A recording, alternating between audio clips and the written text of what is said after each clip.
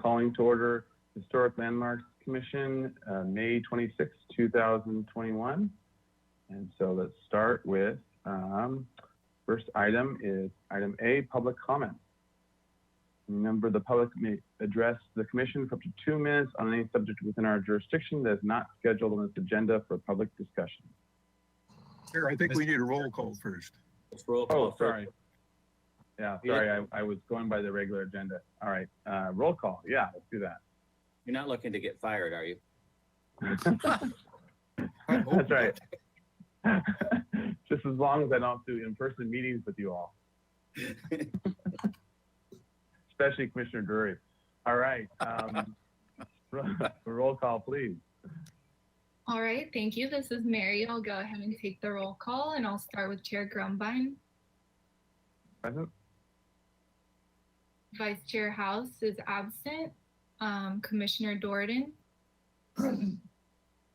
Commissioner Drury. Here. Commissioner Edmonds. Here. Commissioner Lundvik. Present. Commissioner Mahan. Here. Commissioner Manuel. Here, even though my webcam is not working. Okay, thank you. And Commissioner Uli. Present. All right, we have a quorum. Thank you. All right, thank you. All right, now let's go to public comment. Any member of the public may address the commission for up to 2 minutes on any subject within our jurisdiction that is not scheduled on this agenda for public discussion. All right, Mr. Hamilton. Thank you, Mr. Chair. If you're attending by webinar, please click the hand icon as shown on screen in order to give verbal public comment about items not on today's agenda. And while we wait for hands to raise, Ms. Turnopstead, did we receive any general correspondence? I believe we did. Yes, thank you, Mr. Hamilton. We did receive several letters for general correspondence. We received letters from Anna Marie Gott, Victoria Valente, Christy Chafee, Marina Martinez, Andy G, Bob Cunningham, and Barbara Parment. Back to you. Okay, thank you. And I don't see any hands raised at this time, so we can close general public comment. All right. Great. On to item B, approval of the minutes of the Historic Landmarks Commission meeting of May 7th and May 12th, 2021. Move approval of the minutes. All right, motion by Uli. You have a second? Second by Commissioner Mahan. All right, under discussion. So let's go May 7th first. Any comments, edits, anything? Or May 7th? All right. In that case, let's go to the May 21st. Any comments or edits? I think that's May 12th, Mr. Chair. Oh, sorry, May 12th. Sorry, you're right, yeah. May 12th, any comments, edits? All right, it all blurs into one giant minute. All right, so in that case, let's have a roll call vote. And just to be clear, Mr. Chair, my motion includes the approval of the minutes for May 7th and May 12th. Okay, and the seconder is okay with that as well? Yes. Mm-hmm. All right, okay. So then roll call vote, please. All right, thank you. I'll go ahead and start with Commissioner Dordan. Yes. Commissioner Drury. Yes on May 7th, and I abstain on May 12th. Thank you. Commissioner Edmonds. I abstain and yes on May, do I have that right? No, excuse me. I abstain on May 7 and and yes on May 12th. Mr. Chair, and sorry, Ms. Tarnowska, I believe given that we're reviewing 2 sets of minutes, we should do 2 separate motions just to avoid any confusion and who's abstaining from what. So sorry to take a little time there, but I think 2 motions. Yeah. I agree. All right, I'll restate my motion. I'll make a motion to approve the minutes of May 7th. Second. And I'll Mr. make Mahan seconds it. Okay. May 12th. Can we do two motions on the floor at the same time? Where's our parliamentarian? Yeah. Let's, Mr. Hamilton, can we do two motions at the same time, or do we do one vote, one on another one? Mr. Chair, I don't think two motions on the floor at the same time would be appropriate for Robert's rules. So just do one motion for the May 7th meeting and one motion for the May 12th. And so by your own rules, Commissioner Uli, you can't do it, so. I know. Oh, my God. All right, so let's just go separate them out then. I bet this is going to be the most exciting thing about the whole meeting, so I'm trying to make it. Anyway, I'll restate my motion to approve the minutes of May 7th. Second. All right, we got a motion and a second. Any discussion or edits? All right, roll call, please. All right, thank you. I'll start with Commissioner Jordan, Yes. Commissioner Drury, Yes. Commissioner Edmonds, Abstain? Commissioner Lenvick, Yes. Commissioner Mahan, Yes. Commissioner Manuel, Abstain? Commissioner Uli, Yes. and Chair Grumbine. Aye. All right, the motion carries. Thank you. I'll make a motion to All right. approve May 12th. Second. All right, Commissioner Edmonds seconded. Motion by Commissioner Uli. Any edits or changes or discussion? All right, roll call vote, please. All right, thank you. I'll start with Commissioner Drury, Abstain? Commissioner Edmonds, Yes? Commissioner Lenvick, Yes. Commissioner Mahan, Yes. Commissioner Manuel, Abstain? Commissioner Uli, Yes. Commissioner Jordan, Yes. and Chair Grumbine. Aye. Okay, motion carries. Thank you. All right, on to approval of the consent calendar of May 26, 2021. Mr. Hamilton. Thank you, Mr. Chair. We had 3 items on consent today, and Commissioner Mahan and Commissioner reviewed all 3, and then Chair Grumbine reviewed the 3rd, along with Commissioner Mahan and Manuel. All right, and for item A, it was 1806 Ellen Canto. The review after final was granted. And item B was 22 West Islay. It was continued 4 weeks to consent with comments. And item C was 26 East Gutierrez and was continued 2 weeks to consent with comments. Move approval of consent calendar for May 26th. Do you have a second? Second? Second. I heard someone, but I couldn't tell who it was. Okay, Commissioner Manuel, that's why I couldn't see anything. Okay, Commissioner Manuel, second. All right, under discussion, any discussion? All right, in that case, roll call vote, please. All right, thank you. I'll start with Commissioner Edmonds, Yes. Commissioner Lenvick, Yes. Commissioner Mahan, Yes. Commissioner Manuel, Yes? Commissioner Uli, Yes. Commissioner Jordan, Yes. Commissioner Drury, Yes. and Chair Grumbine. Aye. All right, motion carries. Thank you. All right, thank you. On to item D, announcements, requests by applicants for continuances and withdrawals, future agenda items, and appeals. All right, do we have any? Ms. Hernandez? Yes, thank you, Mr. Chair and Commissioners. So it's very exciting, but council did do the final approval of our historic resources ordinance amendments and the Woohoo. guidelines. So they are done. That was completed yesterday.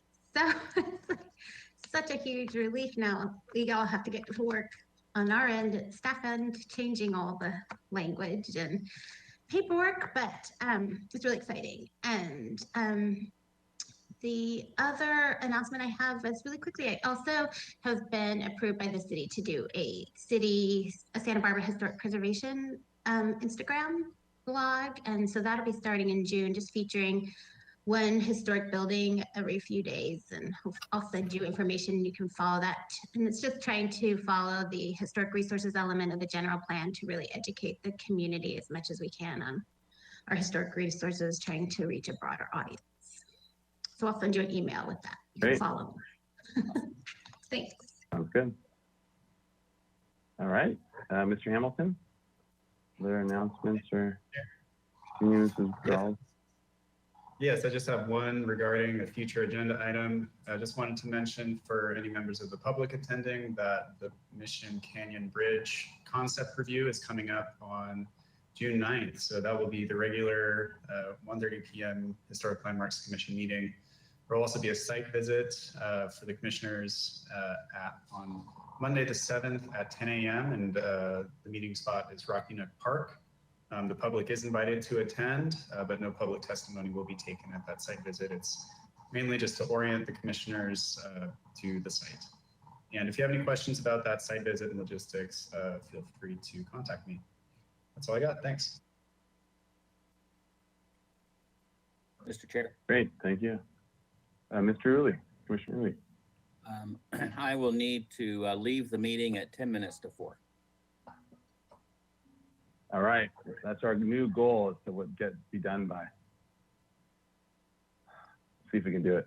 All right, any other announcements?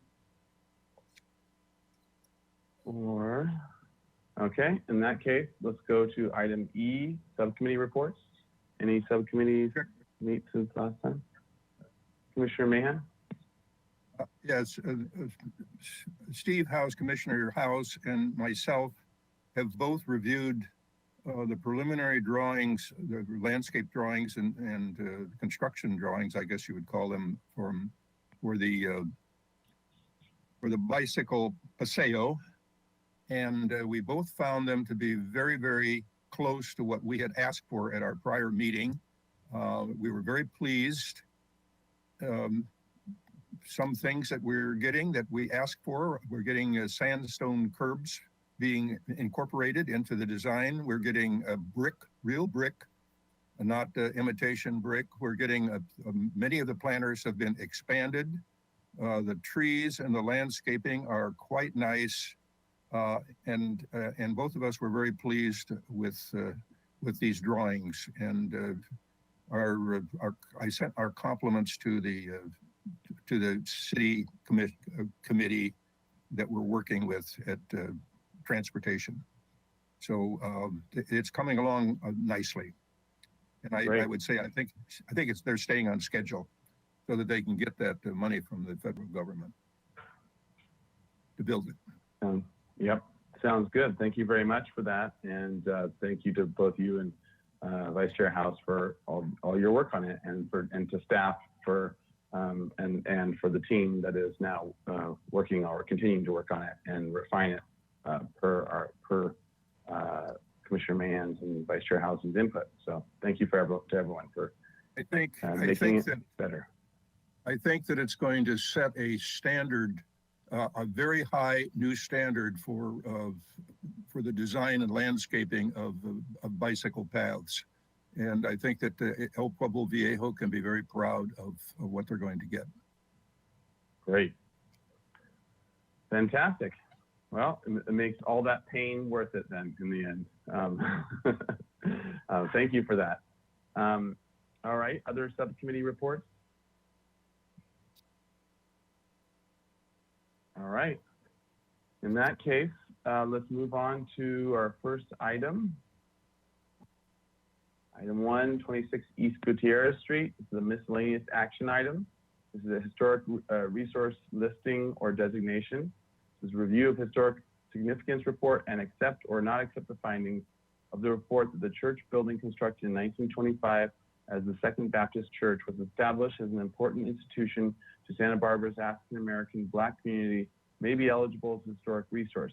If the commission accepts the findings of the report pursuant to Municipal Code Section 22-22035, the permit request of a possibly historic structure shall be scheduled at the Historic Landmarks Commission for a hearing on the application concurrently with a duly noticed hearing to allow the commission to decide among the following options. 1, listing on the potential historic resources list.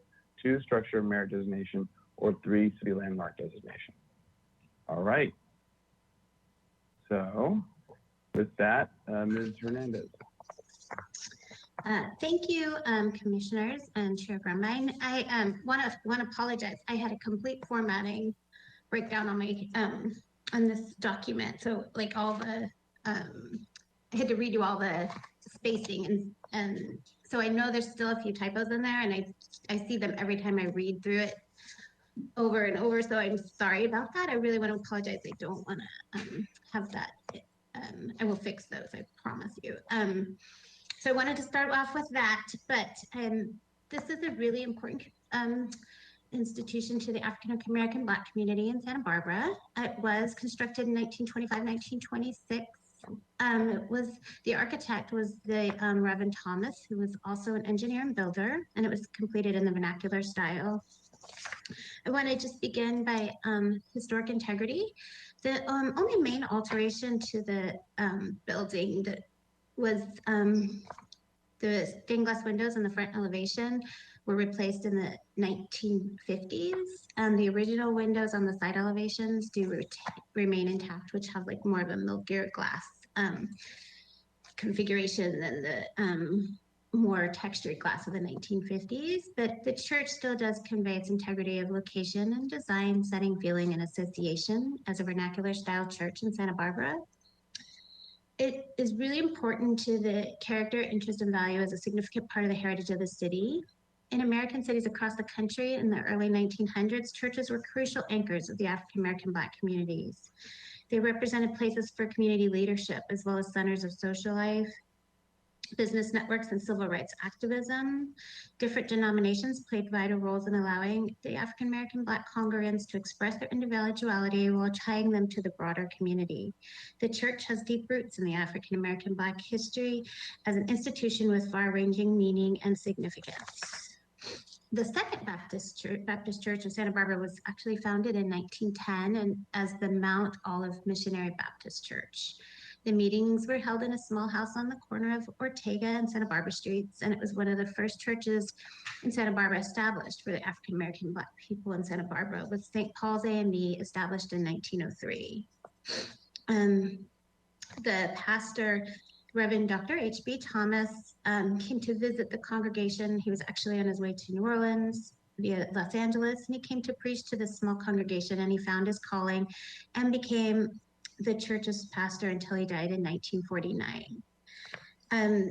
As I mentioned, the church was incorporated as Mount Olive Missionary Baptist Church in 1911, and by June 1911, Reverend Thomas secured a parcel to build the first church. That there are pictures in the report of the first church that was finished in 1912 for $3,000 and completely paid off by the congregation. And by 1924, the church was renamed to Second Baptist Church. And unfortunately, that first 1912 church was demolished in the 1925 earthquake. And the new church was constructed 1925, 1926, right after the earthquake in the same location. It did follow more of a vernacular form of the trend in Santa Barbara to construct in the simple, smooth walls, kind of giving it that Mediterranean touch in a vernacular form, with the religious massing of the open front gable and front tower with the Gothic pointed arches for the stained glass windows. It was a very impactful congregation on the community. They created the Community Achievement Enterprise, which was a nonprofit subsidiary of the church, sponsoring learning and resource center at the Franklin Center. They also, members of the families of the church have been part of the church for generations. It's a place where members could support each other in taking on social economic challenges. It was one of the first among to contact with the federal government for food distribution to families who were homeless. It was also one of the first in Santa Barbara to set up the computer learning program on the east side of Santa Barbara. It has also served as a cultural center where members of the church and the community could celebrate their African and African American heritage. By 1998, they had 60 to 70 people attending weekly services, and the congregation relocated in 2000 to 1032 East Mason Street. In 2010, the church embarked on a project to construct a multi-unit residence for low-income seniors, veterans, and other marginalized residents, but was not able to complete with construction. And it was with great sadness among its members, then a loss to the community. The Second Baptist Church closed its doors in 2016. And because the building at 26 East Gutierrez was established as this important institution to Santa Barbara's African American Black community, it qualifies under Criterion A. It also qualifies under Criterion C, as the founding pastor, Reverend Dr. H.B. Thomas, was an important leader in the African American Black community. He was born in Tampa, Florida, attended Tuskegee Institute in Tuskegee, Alabama, and went on to graduate from Gammon Technical Seminary in Atlanta. He came in his early 30s here, as mentioned earlier, and this found his life calling being the pastor of this church. He was also very active in Western Baptist Association, as well as on the board of the National Industrial and Orphans Home in Pasadena. He was also a visionary. He actually built a 2-story apartment on the lot on 23 Gutierrez, seeing a need for housing. And it included 7 units, including a space for his own family. And while he was a minister at the church, he also worked at the Santa Barbara State Normal School in Manual Arts and Home Economics in 1916, which was on the Riviera.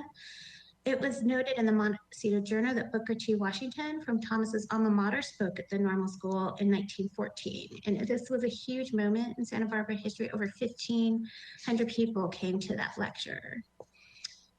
Reverend Thomas was also civic-minded. He planted and grew vegetable gardens in his own lot and the church lot to produce food for the war effort. He did go to the Tuskegee Institute at the same time as George Washington Carver, who was on faculty, who was one of the prominent Black scientists of the earliest 20th century, and an agricultural scientist inventor who promoted alternative crops to cotton and methods to prevent spoil depletion. And in 1924, Reverend Thomas was one of the first organizers of the Santa Barbara chapter of the National Association of the Advancement of Colored People. In addition, the building also qualifies for Criterion G, as the stained glass windows on the side elevations from the 1920s demonstrate outstanding design, materials, and craftsmanship. In the Gothic arch openings, each features square colors of glass and geometric patterns. And it was evaluated by the stained glass specialists, as these were, they even know the manufacturer, but that they're typical of Baptist churches in the 1920s. And that concludes my presentation. All right, thank you. All right, so with that, let's go to public comment. Any member of the public may comment on this item by following the instructions here, clicking on the green arrow hand icon. And thank you, Mr. Chair. If you are attending by webinar and you'd like to give verbal public comment on this item, please click the hand icon as shown on screen. I see a few hands raising, and while we wait for additional ones to raise, Ms. Chernovskaya, have you received any written correspondence regarding this item? Thank you, Mr. Hamilton and commissioners. We have not received written correspondence for this item. Back to you. Okay, thank you. I see 2 people wishing to comment. One is Crystal Siegert, and please correct my pronunciation there. And the other is Simone Aquila. So Crystal Siegert, I'm gonna unmute you. You'll have 2 minutes to speak. Okay, please go ahead. Hello, can you hear me? Hello, you can hear me? Yep. Okay. Yep. Loud and It's clear. Crystal. Okay, thank you. It's Crystal Seagard, but you were close. Hello, members of the commission, and thank you so much, Nicole, for your wonderful presentation. It has been a pleasure to work with you on a lot of this. It's been a long time coming. For folks that don't know, I'm one of the co-founders of Healing Justice. It's a local organization in Santa Barbara. And this particular item is near and dear to my heart. As a fifth generation Santa Barbara native, my family was basically born and raised out of the Second Baptist Church. I was christened there, Baptist there. Both of my children were both christened there. And it's really, what Nicole said about it just being so important to the Black community and to just be so much of a home to so much art and learning and growth in the Black community here in Santa Barbara is very, very true.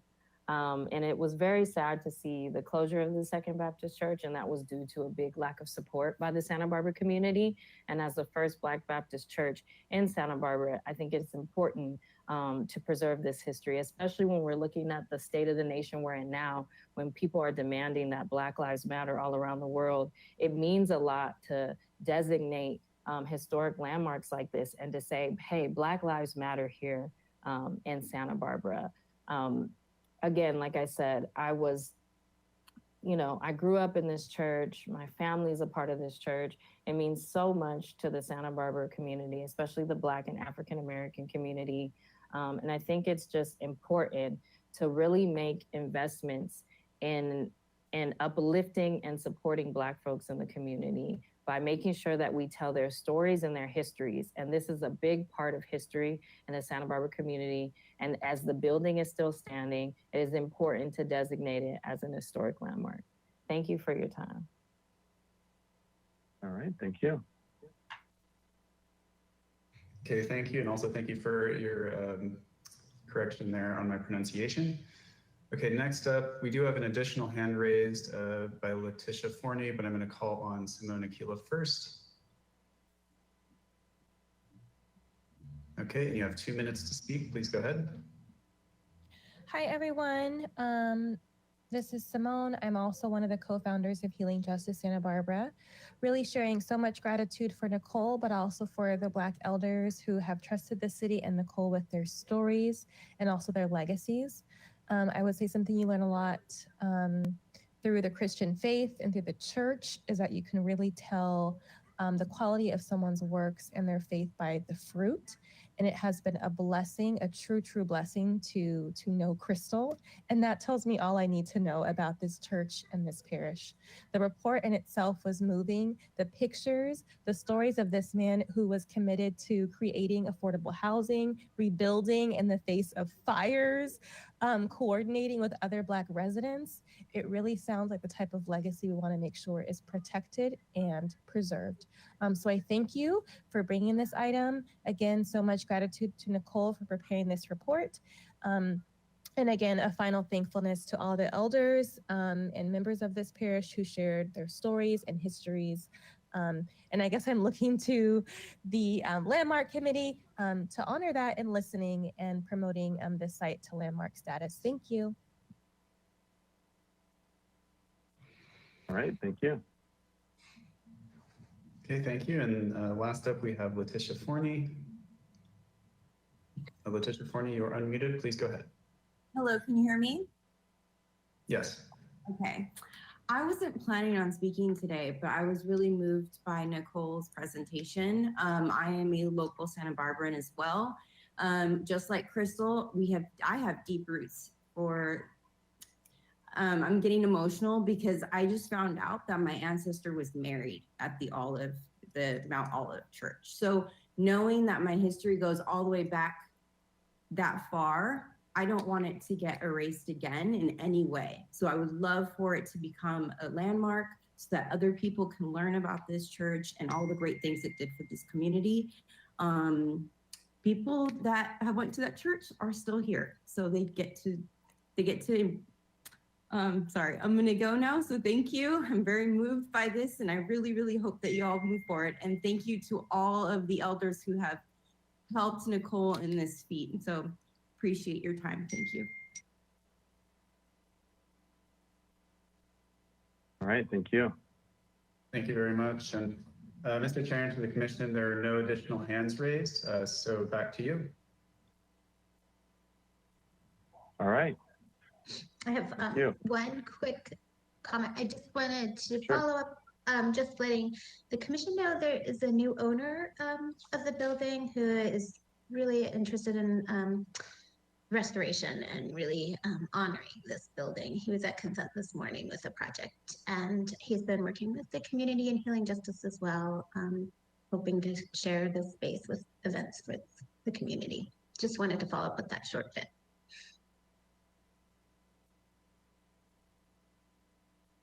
Thank you for that. All right. So I guess to the commission for questions. Do we have any questions about the report or any other? Mr. Chair, I don't have any questions, comments though. Okay. All right. So unless there's anyone else with any questions, we'll roll over to Commissioner Uli for comments. All right, Commissioner Uli. Thank you, Mr. Chair.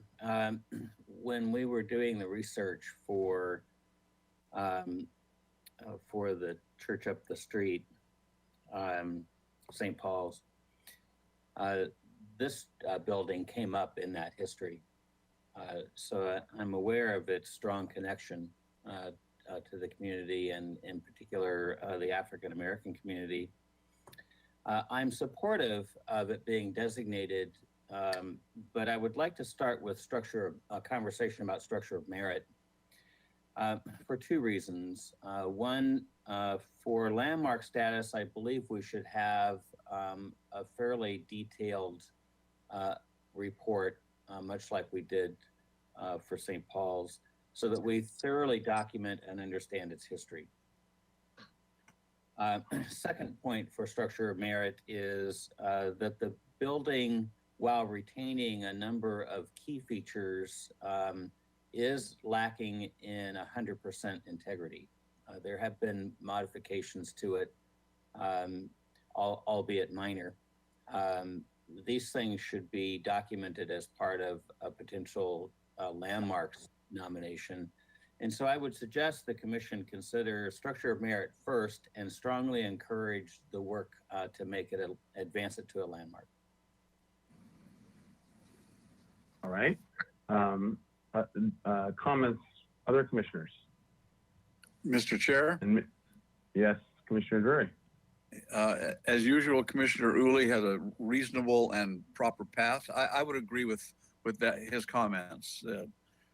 Work up a proper landmark status report, and but certainly protected with a structure of merit designation first.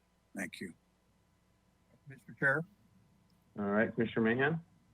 Yeah, as you know, we looked at this morning on the consent agenda, and they are changing the windows to make them more authentic, the ones in front. They presently are not. And I think we continued that for 2 weeks. I would encourage staff to communicate to the applicant that we're probably going to make this a structure of merit, and that they should strive to bring it back to as much as possible to its original architecture. Thank you. Yeah, and Commissioner Mahan, along those lines, just to sort of add to that point, and I think to tie also Commissioner Uli's comments. So I think this report does a good job of kind of starting things off with an understanding of the building in a basic sense, but it isn't to the level of really understanding every detail as much as we can, and when things would change and what they were changed to. At least it's not totally clear. And so a deeper dive into the building, I think, would be important for sure. And tied to that is the changes that the applicants, and for the other commissioners, the changes the applicant was proposing were to the pieces that were not original. But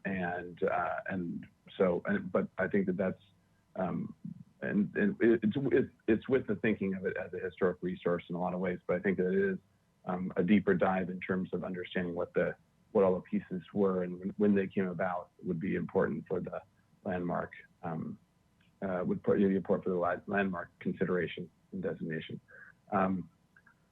Other comments on those ideas as well, and anything else to add? If that's the case, then Ms. Hernandez, so this is for consideration of this to have, so where are we? What do we need here in terms of the consideration of the report? You would just, if you agree that the building meets the criteria for designation, you could move to designate it as a structure of merit. Okay. Mr. Chair, I'll make a motion to designate this building 26 East Harris Street as a structure of merit. I'll second. All right, Commissioner Drury, motion by Commissioner Uli, second by Commissioner Drury. All right, under discussion, any other additional discussions to this? Would you, Commissioner Uli, would you be up for adding to this that then the next steps of looking at it as a potential city landmark be also put into play or put into works, and the additional research that needs to be done for that as part of your motion? Or how do you want to handle that component of it? Thank you. I don't know if I don't think it has to be part of the motion of the designation. I think it can ride along with the comments that that it may have value as a city landmark, but a deeper dive needs to provide evidence of that so that we can take that action at some future date. Okay. Mr. Chair? Sounds good. Oh, Commissioner Mahan? Yeah, I agree with that. I think staff should encourage the applicant to seek a historic report. Pictures may come, older pictures may come so that we can learn what it was like before it got changed. For instance, the cross on the upper window that we were discussing this morning. How was that window treated earlier on? How was there a cross on top of the tower? Typically, there would be maybe a cross up there, maybe not for Baptist Church, but if the historic report might bring up some pictures of the past that would help the applicant to return it to its original form and architecture. I would agree with that, Chair, and I suspect that the tower roof was probably actually some kind of a steep slope spire with a cross on the top of it to be more in keeping with architecture, church architecture. So I just think the applicant should be encouraged to do a deeper dive, do a historic structures report or some other deeper dive analysis, but I don't think I need to make that part of the motion. We just need to designate it and then encourage them to move on. Okay. All right, so we still have that same motion on the floor and the same second. So any other discussion on this? All right, in that case, let's have a roll call vote. All right, thank you. I'll go ahead and start with Commissioner Jordan. Yes. Commissioner Drury. Yes. Commissioner Edmond. Yes. Commissioner Lundvik.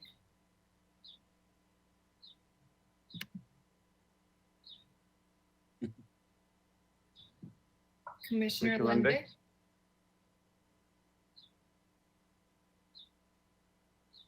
Yes, I was reading here. I got absorbed in the report. Yes. All right, thank you. Commissioner Mahan.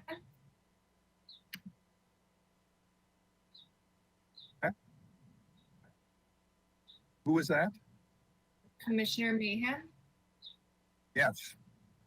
Thank you. Commissioner Manuel. Yes. Commissioner Uli. Yes. And Chair Grumbine. Aye.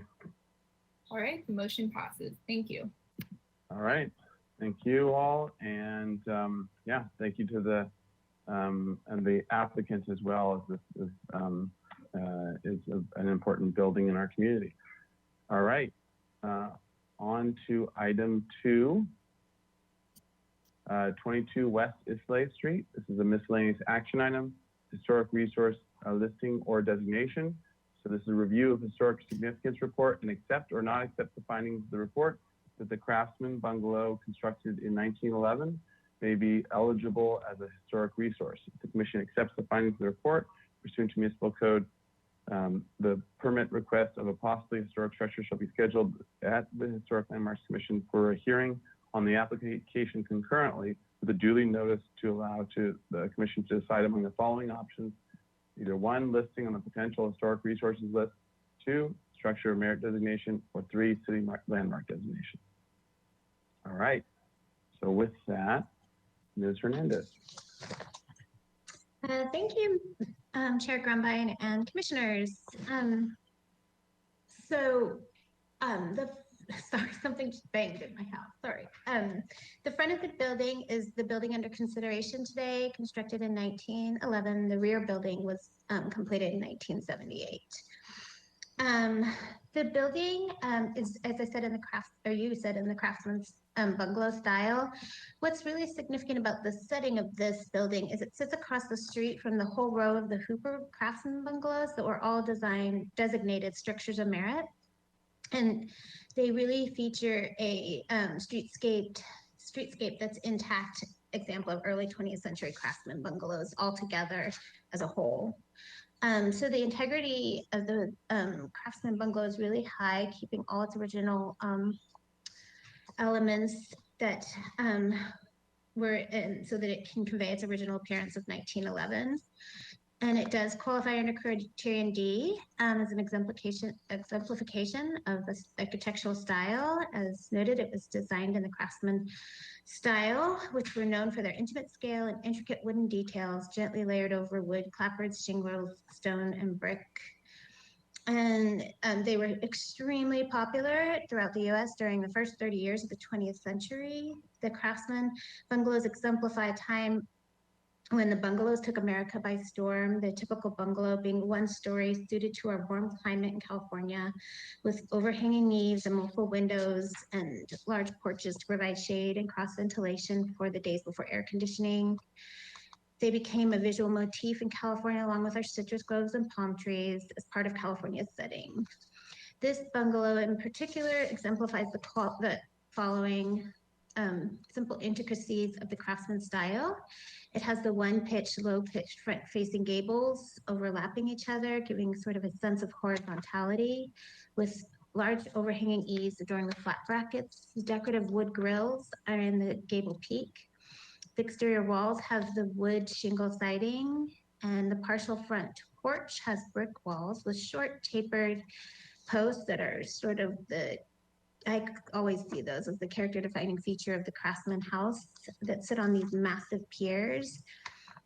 The front door is really wide with a single pane in the upper register. The windows on the front porch are large fixed sash with decorative diamond pattern in the transom that is echoed in the upper sashes of the double hung windows. And because it exemplifies this Craftsman style, it is eligible for structure merit designation. Thank you. And that concludes my presentation. All right, thank you. Oh, sorry, my camera's not on. All right, so now let's go to public comment. Any member of the public wishing to comment may click on the green arrow hand icon, follow the instructions. You have 2 minutes to speak.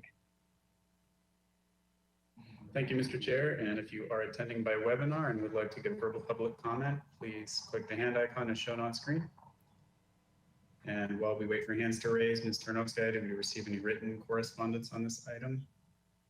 Thank you, Mr. Hamilton, and commissioners, we have not received written correspondence. I think this is their whole board to accept those. Okay, thank you. And it looks like we are getting a little bit of background noise. Everyone who's not speaking, please mute yourselves, just as a reminder. No hands raised at this time, Mr. Chair, so back to you and the commission for questions. Thanks. All right. Okay, to the commission, any questions about the report? Mr. Chair? Commissioner Drury? Yes, is there a name for that patterning of the shingles on the facade? Is there a technical term for that decorative kind of patterning? Any Mr. commissioners know? I don't know if there is. Ms. I've Hernandez? seen it throughout the city on craftsman style homes, but I have not seen a an irregular pattern. It's really beautiful the way it juxtaposes in and out, but I don't know the official name. Yeah, I don't know if there is a, Oh, come on, you guys. Mr. Chair, Architects in this Mr. country, Chair, just poetic come up with an shingle. answer. Poetic Mr. shingle. Chair, Commissioner Mr. Chair, Mahan? don't they refer to it as irregular shingles? That's what I call it. That sounds Okay. good. Let's go with That that. sounds good. That sounds good to me too. Thank you. I have a question. All right, Just, Commissioner Jordan? just for clarification purposes. There are two buildings on the site and we're talking about the front one. And are we designating just the front of the building or the whole front building? The whole front building would be designated a structure of merit. The whole parcel would be under your jurisdiction, but it would be noted on the record that that back building is a 1978 building for future design review purposes. So you would know that this is the historic building to protect, and anything behind it proposed would have to be compatible. That way they don't go to two different boards, for confusion. Yeah. So usually whenever we designate something, the whole parcel comes. Whole parcel. Thank you. All right, that answer your question? All right, any other questions? Mr. Chair, Commissioner Uli? I don't have a question at the moment. Just to add on to Ms. Hernandez's comments, the back building has, I think, another 7 years before it's old enough to be considered important. Right. So it's going to be just as ugly as it was. I'm just kidding. Well, Mr. Chair? Commissioner Mahan? I think it's worth mentioning that there's a number of very nice bungalows on this street, on Islay Street in this block, and so it's really a part of a neighborhood that's special, and I think for that reason it probably deserves a structure of merit designation. All right, so let's kick that off with our comments. I think we're running out of questions. So, Mr. Chair? Let's roll into comments. Commissioner Uli? I totally agree with that. If we were doing a poster for craftsman style design, this I think would be a contender for the poster.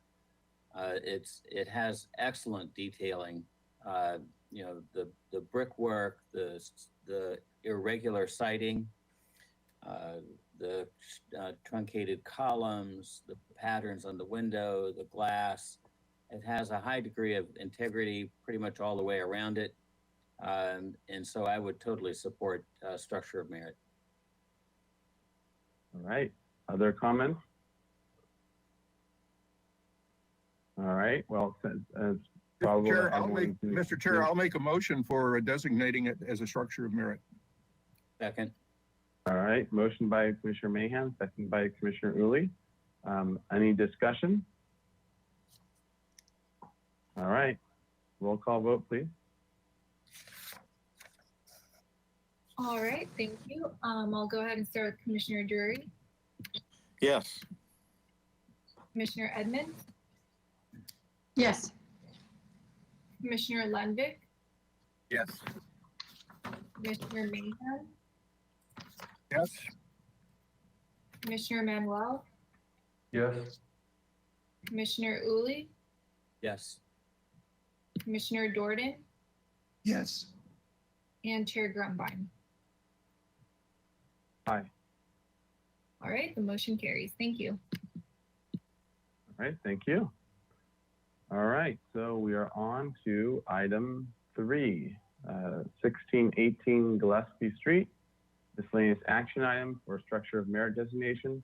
The commission is requested to review historic significance report and hold a public hearing to consider structure of merit designation of the Queen Anne Free Classic Style House constructed in 1904 at 12 East Solo Street and moved to this location in March of 1980.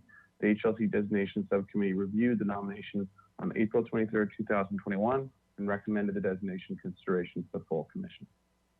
All right, Ms. Hernandez. Thank you, Chair Grumbine and Commissioners. As noted, this was originally constructed in 1904 in the Queen Anne Free Classic style, and was moved in 1980 from 12 East Sola, which is now a surface level parking lot. So it's nice to see that the building was saved. And although it does not retain the integrity of location, it was moved to a street with small early 20th century houses so that it still is compatible with its surroundings and fits in. The building also retains most of its original features, including the original shingle siding, the leaded glass window facing the front porch, and the pane over 3-panel door, as well as the double hung windows with the true divided lights in the projecting bay.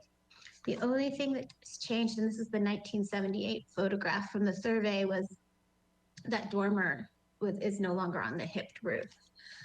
The building qualifies as a structure of merit under criterion A as the minimally altered 1904 Queen Anne Free Classic style building. Has the details that are found on the building constitute a resource valuable for its ability to exemplify methods of construction, craftsmanship, and attention to detail and artistry reflected of this period in the Queen Anne Free Classic style. In addition, it qualifies for criteria D because it embodies distinguishing characteristics of the Queen Anne Free Classic style. The Queen Anne Free Classic style was really popular in Santa Barbara from 1900 to 1910.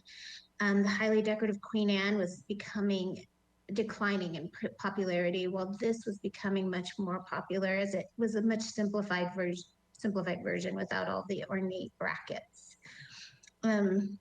This is really typical as it has the asymmetrical plan, the various shaped shingles, and the decorative details in the upper sashes. Most notably, I think of the leaded glass windows and the pane over panel door, as well as the divided light windows in the bay. And with those mentioned, those are also features that are demonstrate outstanding attention to the design details and materials. We don't see materials made out of this high quality with this attention to detail anymore. And I think their preservation is noteworthy. And that concludes my presentation at this time. Thank you. Okay, thank you, Ms. Hernandez. All right, so now let's go to public comment. Any member of the public wishing to comment on this item, please follow the instructions. Click on the green arrow hand icon to raise your hand, and you'll have 2 minutes to speak. Thank you, Mr. Chair. And if you are attending by webinar and you'd like to give verbal public comment, please click the hand icon as shown on screen. And Ms. Turnovska, did we receive any written correspondence regarding this item? Thank you, Mr. Hamilton. We have not received written correspondence. Back to you. Okay, thank you. And we do have one person wishing to speak, Gloria Fletcher. I'm going to unmute you. Fletcher, and I'm the owner of the home. And as Nicole said, it was built in 1904, which was 3 lots from State Street, and would have been torn down for a parking lot, but it was instead moved by John F. Hoffman, who moved it to a vacant lot where it sits now in 1980. And he must have seen a lot of value in the home. He lovingly restored it and raised his family there for 15 years. He sold it to Betty Marvin, who's the ex-wife of the actor Lee Marvin. And she lived here for 15 years before selling it to me in 2014. And it's been very lovingly taken care of. And I do believe it's very characteristic of where a middle-class family might have lived in Santa Barbara around the turn of the century. It fits well into its current location in the west side, and it's in a highly visible location directly across from the rear entrance of Harding Elementary and the Harding Recreation Center. And within a year or two, it will be on the bike paseo, which you were talking about a little while ago. Besides having very classic exterior features, it also has a really beautiful and impressive interior that's classic and comfortable. It has 10-foot high ceilings, leaded glass cabinets and bookshelves, leaded glass windows and cabinets, and 2 bay windows, including one in the master bedroom and one in the front. The one in the front has a beautiful room-long bench that is storage that's kind of inside the bay window, which is really nice. It has a butler's pantry and wainscoting in the kitchen, a pass-through from the dining room to the kitchen, dark wood trim throughout, including picture rails and wainscoting in the kitchen. The plaster walls keep the house very comfortable in the summer, and it has good flow-through ventilation with its double-hung windows. And I think it's one of the most beautiful classic homes in my neighborhood, and I hope that you will designate it a structure of merit. Thank you very much for that and for all those additional details as well. Okay, thank you. And Mr. Chair, to the commission, I don't see any additional hands raised at this time. So back to you. Great. All right, back to the commission then for any questions. Any questions about the report or Commissioner Lundvik? Yes, Mr. Chair. I'm wondering how this could be described as a Queen Anne style house. I don't argue with the fact that it's a very beautiful home and deserves recognition, but a Queen Anne style house has steep pitch almost universally, roof, a steep pitch roof, not a shallow pitched hip roof like this. It also has brackets on posts, and it has the brackets are filigreed, or I can go on and on about what a Queen Anne is or isn't, and I don't consider this a Queen Anne house. This might be a Victorian shingle house. It may be a craftsman house, but I don't believe it is a Queen Anne house. So Nicole, you can, or Ms. Hernandez, you can jump in as well if you want, but this actually is a discussion that I think it started with Nicole's predecessor, I'm going blank on his name, Jake Jacobus, and I actually had that same discussion. It must have been 10 years ago with a report designation that Post Hazeltine had, where they designated a house similar to this as a Queen Anne free classic, and Queen Anne, but then the subgroup of free classic was the additional sort of tagline, and that took us on a trip down Queen Anne Lane, which ended with an understanding that this turn of the century that's coming out of the Victorian era and the Queen Anne, and it really there's only vestiges left of it. And this shot's a pretty good shot to show some of the vestiges, which are sort of the octagon, which becomes a tower in real full Queen Anne, but has now been sort of muted down to this little bump out bay windows. And also in terms of both sort of asymmetry and pieces that almost become what the Queen Anne becomes, and also single story, which is very much Queen Anne's, like you're saying, tend to be 2 or 3 stories, steep pitch roof, towers, turrets, all these details, moldings, brackets, all that kind of stuff. And this is basically simplifying down, and it's also being influenced by the Craftsman, which Craftsman magazine was 1900 and beginning. And so it starts to be influenced by that a bit too. So we have that sort of category of style within the style guide, which is trying to explain that. And it's actually an official real style if you look up in styles books as a subset of Queen Anne, but as the latest subset. So it is, even though this is very odd to look at something that's very craftsman-y in a lot of ways, it's still, and oftentimes the Queen Anne Free Classic would have like a Tuscan column on the porch that was an elegant, tall Tuscan column, as opposed to a Craftsman Tuscan column being short and squatty. But there is a lot of similarities with the Craftsman because of the time and overlap, but it's not, they're not Craftsmen, so they're sort of the derivative. Ms. Hernandez, is that a fair Yeah, I think summary it's of it? really, really key. It's not a Queen Anne, it's a Queen Anne Free Classic.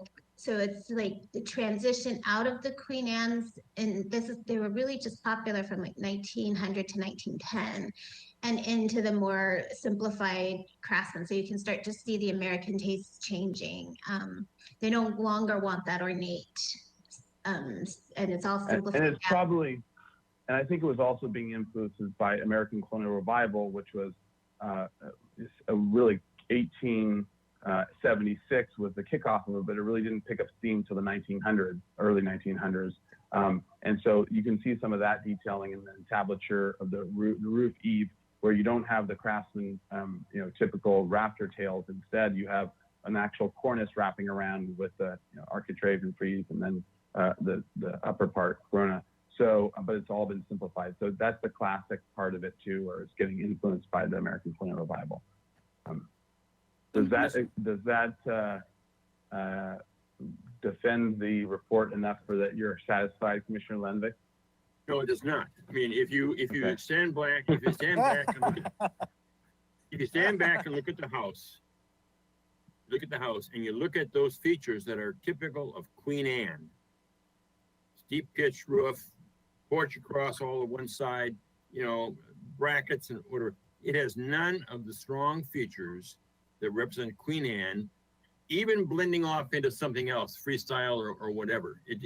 Queen Anne is a product of the Victorian house era, and this has none of the features of a Victorian house, whether it's shingle or folk or stick or whatever. It doesn't have none of that. This is inappropriately designated as Queen Anne. I simply beg to differ with the historian.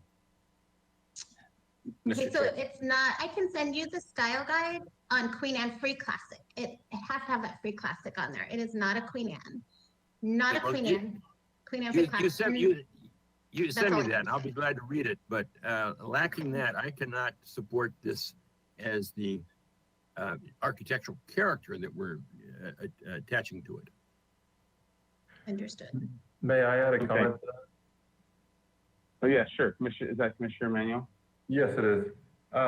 Being I'm not as versed in this in architecture as you all would be, I printed off the design guidelines for Queen Anne Free Classic, and I have to agree with Commissioner Lenvik. The first thing is massing and overall form, with 3 principal massing types, and this doesn't have any of them. And it does have the porch. It has the bay window, but it's lost its dormer. So I'm going with the design guidelines. I can't convince myself that this is that. Mr. Chair, Okay. Yes, Commissioner Jordan. when this was discussed in the subcommittee, one of the adjectives that was used was modest. And at the time, I voted to send this to the full commission because I wanted precisely this kind of conversation. But it has been an issue. What is the character of this house? What is the style of this house, and does it merit? I will say that based on criteria D, I am inclined to acknowledge it as a structure of merit. Okay. So, and I guess I'll add to this discussion with the question of to the commissioners. So naming the style aside, which shouldn't be done lightly, because the style in some degrees, in certain ways, as an exemplary of a particular style, that's also one of the ways in which it can be valuable enough to be a historic structure of merit. But that aside, just as on its own merit of details and craftsmanship, and of a transitional period is what's really happening. It's transitioning from Victorian to Craftsman, American Colonial Revival, and other revivals, and this in-between time where things are simplified or subdued or pulled from a couple different ways or a couple different details. So the naming, aside from the naming of the style, are the commissioners in general supportive of this being a structure of merit or a potentials list, and maybe get some comments on that. Because if there is a name hang up, then I think that might be separately handled from a other merit quality motion. So I don't know. Mr. To bring it Chair? out to Commissioner Drury. Yeah, I think it's a lovely house. I really don't care what the architectural style is. While we were talking, I scrolled Queen Anne Free Classics, and it bears no resemblance to the decorative, even to the Free Classic style as shown in the on the internet. But there's got to be some sort of a hybrid. It looks to me. I think Nicole is right, and you are too. That it is a style that has taken. Is way over on the Craftsman style as opposed to the Queen Anne, and so I don't know what you call a transition, a Free Classic transition style, because it really, I mean, it is. You can see that there's these features of it. I think Commissioner Lemvick is right. I think it should be not designated as that in that terminology, but some other terms should be used. I would leave that to the brilliant architects on the commission. Thank you. Mr. Chair. All right, Commissioner Early. I feel the frustration of trying to put a label on it. I would characterize it like this, that the roots of this building are in the Queen Anne Free style, but if you put it in contrast to a tree, you've got a sycamore tree that you grafted a pine tree onto, and when you see the tree, you see a pine tree, but you don't recognize that the roots are actually a sycamore. So I would say that the common man test, the guy walking down the street looking at this building would say that's a Craftsman building. And so I think we can debate the merits of this philosophical idea of where the roots are and what the roots aren't and all this other business. And that's all good for us because that's what we do. But I think the person walking down the street would say this is a Craftsman building and that's what we should call it. And I support it being a structure of merit, regardless of what we figure out what to call it. Mr. Chair? Yes. Okay. Yes, Commissioner Mayhem? Yeah, I support it as being a structure of merit, and I can't help but think of Chartres Cathedral, where one tower is Gothic and the other tower is Renaissance. And so some pieces of architecture are in transition. And this is obviously in transition. The person that designed it or built it probably was enamored with Craftsman, but Queen Anne was still in the back of his mind. And so it's a transitional piece of architecture, but it's a very fine piece of architecture and it should be designated. Thank you. All right. Other comments? Oh, Mr. Chair. Hamilton? Yeah. Just wanted to let you know, I believe the owner has her hand raised, so it's up to your discretion if you want to let her chime in. Why not? Since we're going down the philosophical route, why don't we? We'll reopen public comment for an owner comment. Okay, thank you. And Ms. Fletcher, I'm going to. Redwood shingles. I raised my hand a Ms. little bit. Fletcher, Redwood Oh, yeah, shingles. You said it doesn't have shingles on it. It does all over the house. Ms. Fletcher, I'm sorry, could you restate that, please? I don't think we caught the whole statement. Okay, sorry about that. Yes, it does have redwood shingles throughout. I think somebody said that that's a feature that it should have, and it does have. Okay, thank you for that additional clarification. The Craftsman people get one more stick to the Craftsman argument. Okay, so Commissioner Edmonds. I just wanted to give a ditto to what Commissioner Uli said. I think he made, everybody's made a valid point, but I liked his approach, and I agree. I would support this as a structure of merit. And if I was walking down the street and I don't have the architecture background that you all do, I would look at it and go, it's an intricate Craftsman. Okay, so and to move this along, and it's sounding like at least all, if not, or most, if not all, the commission is in favor of designating a structure of merit, whether it lands exactly on one label or another, I think is seemingly not a big deal. So so why don't we get a motion going and see if we can get this moved on to the next? Mr. Chair, Yes. I'll make a Commissioner motion Mahan? to designate it as a Second. structure of merit. Second. Second.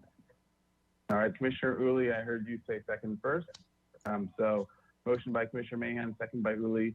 All right, under discussion. Any more discussion about this? All right, Commissioner Lenvik. Mr. Chair, it might be appropriate for Nicole to revise her document slightly to suggest that this is a transitional transitional piece of architecture. I will definitely do that, and I'll edit the resolution as well. All right, Commissioner I would- Lenvik. I certainly feel it should be designated, but I think that there's been enough interest expressed by the commission members that this is not a Queen Anne, that this is really a Craftsman, and I think that the motion for designation should include the reference that it is a Craftsman style home. So Commissioner Mahan had made the motion to make it a transitional, which is transitioning from one thing to another or amidst multiple things. And I think that the report can also reflect that in terms of transitioning out of, and the thing it's transitioning out of is the Queen Anne Free Classic and into the Craftsman. It seems like are the two dominant things. So, and as a transitional piece. Are you saying that you want it as full Craftsman and not as a transitional?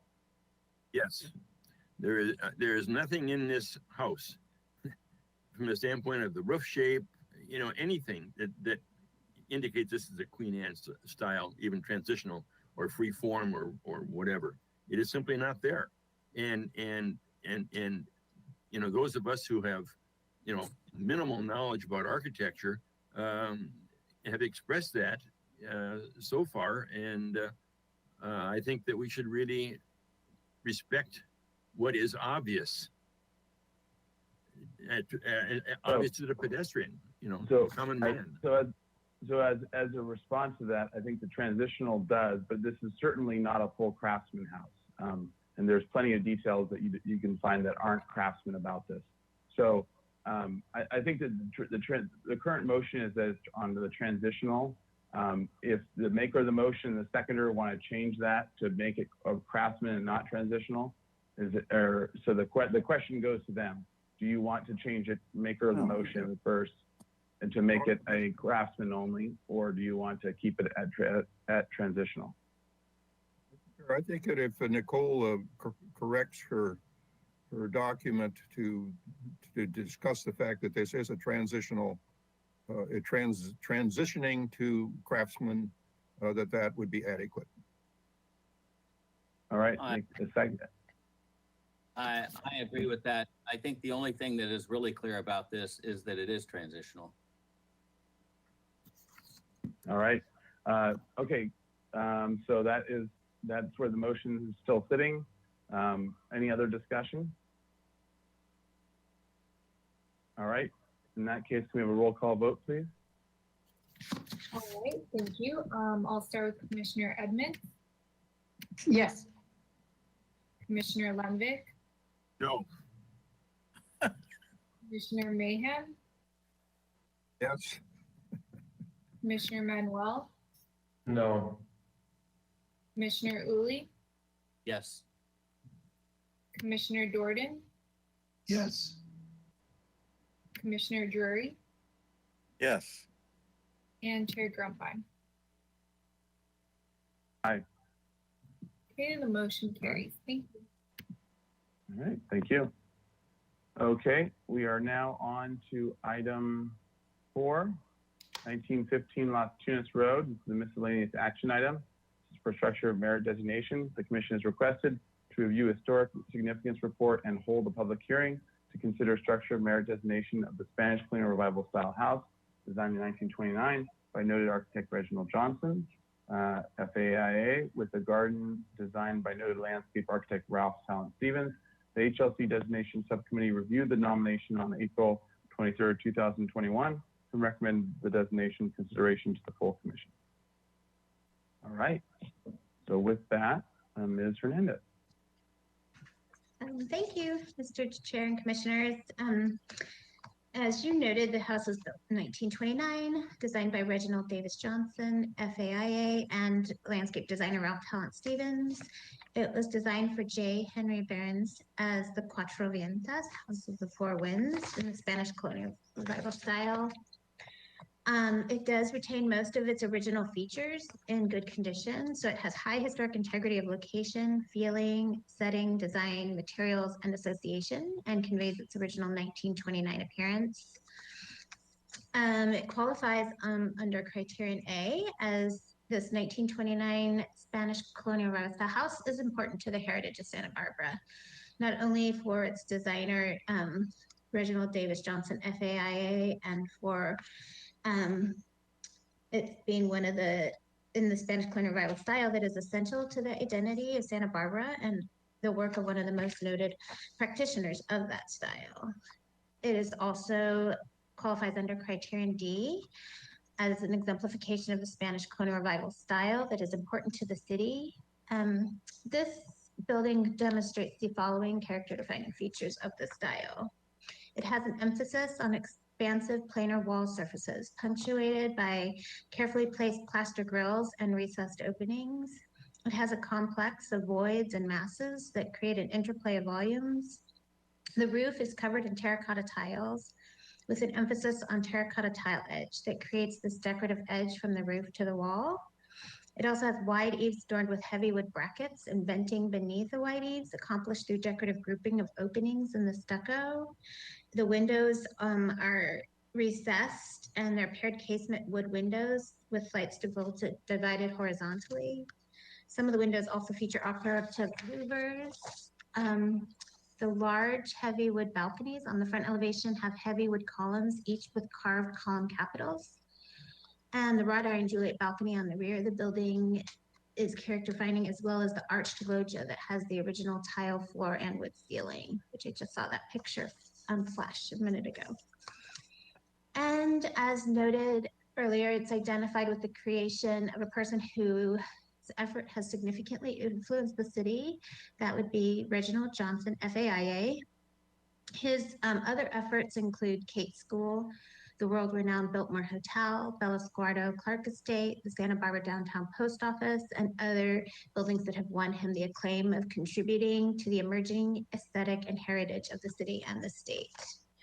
The building is also, or the property is also associated with Ralph Talent Stevens, who was a visionary landscape architect who employed indigenous native flora set within a natural setting, then integrated in more traditional plantings laid out in a forest scheme. His work included the landscape design portions of Franceschi Park, Alameda Park, Oak Park, and the Bird Refuge, and Plaza Del Mar, as well as plantings along Cabrillo Boulevard and many residential commissions. At 1915 Las Tunas Road, he designed these rounded paths that are still in place around intersecting with the marble and wrought iron gazebo that is original as well. The design vocabulary of these landscapes has generally drawn from classical and European antecedents. The building also demonstrates outstanding architectural design and proficiently embodies elements demonstrating outstanding attention to details, materials, and craftsmanship.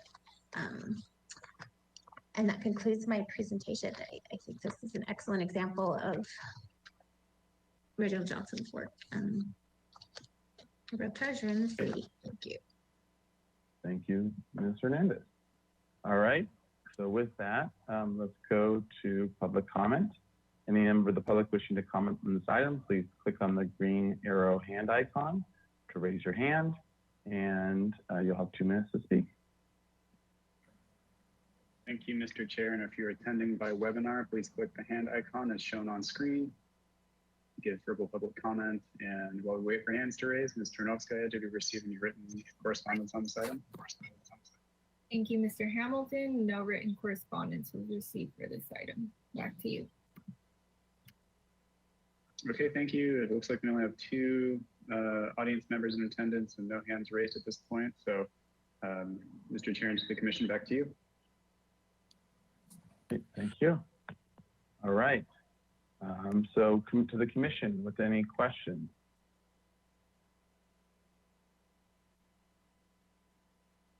All right. If there aren't any questions, let's go to comment. Let's kick us off. Commissioner Uli. As Thought you Mr. might want to. Thank you. As Mr. Hernandez indicated, we all recognize Reginald Johnson as a master of this particular style in California and helped to cement its popularity around the world.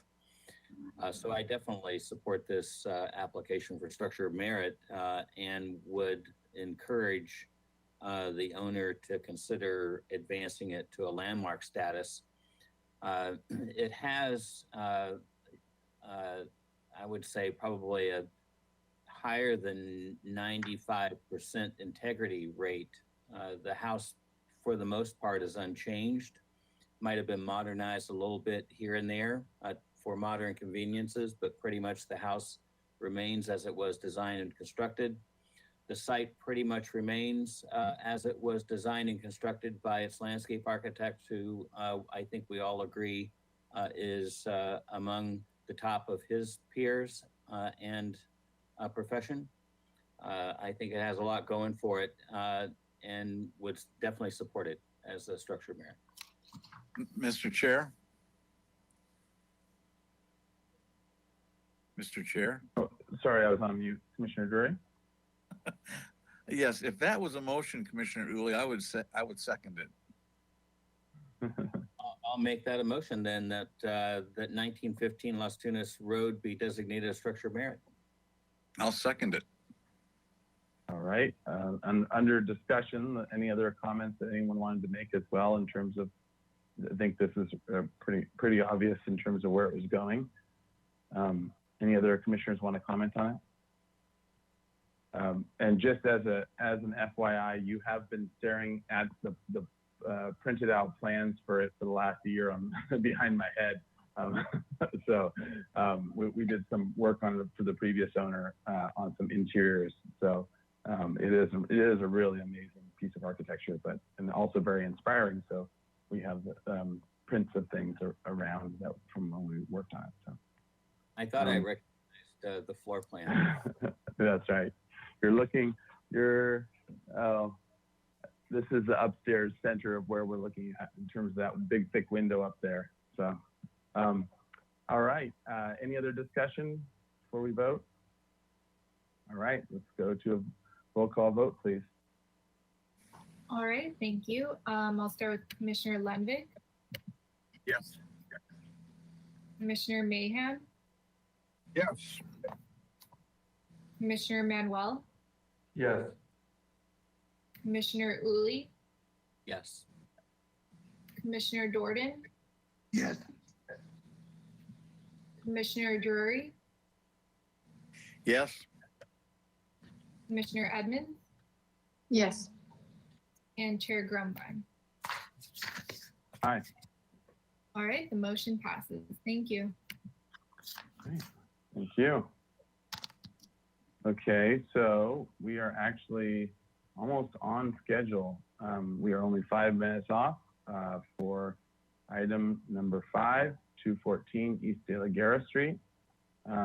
So Commissioner Uli, we might actually make good on that joking promise. We might actually be out of here soon enough. All right, so we are on to item 5, 214 De La Guerra Street, review after final approval. This is for the Luisa Ignacio house, constructed in the Italianate style in 1875, designated city landmark. A proposal consists of 26, and this is from the previous approved project. So consisted of 26-unit mixed-use development to be developed on 3 parcels under the AUD program. The project proposes to demolish an existing two-story, 2,400 square foot, 4-unit apartment complex, 3 sheds and a surface parking lot, and construct a 4-story subterranean parking plus 3 stories fully above grade, 30,800 square foot mixed-use building that includes 14,000 square feet of residential area and 4,749 square feet of commercial floor area. 44 parking spaces will be provided by a partially subterranean parking garage. The residential components comprise of 26 AUD rental apartments with an average unit size of 539 square feet.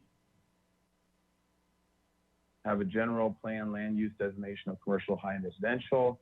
The proposed density on a total of 0.44 acres will be 60 units per acre as allowed by the AUD housing overlay. The Luisa Ignacio house and duplex of 214 De La Guerra will be preserved and renovated. The city's architectural historian prepared a memo evaluating the project to the Secretary of Interior Standards. Review after final is requested to permit an as-built wall for a monument sign instead of the wall that received final approval.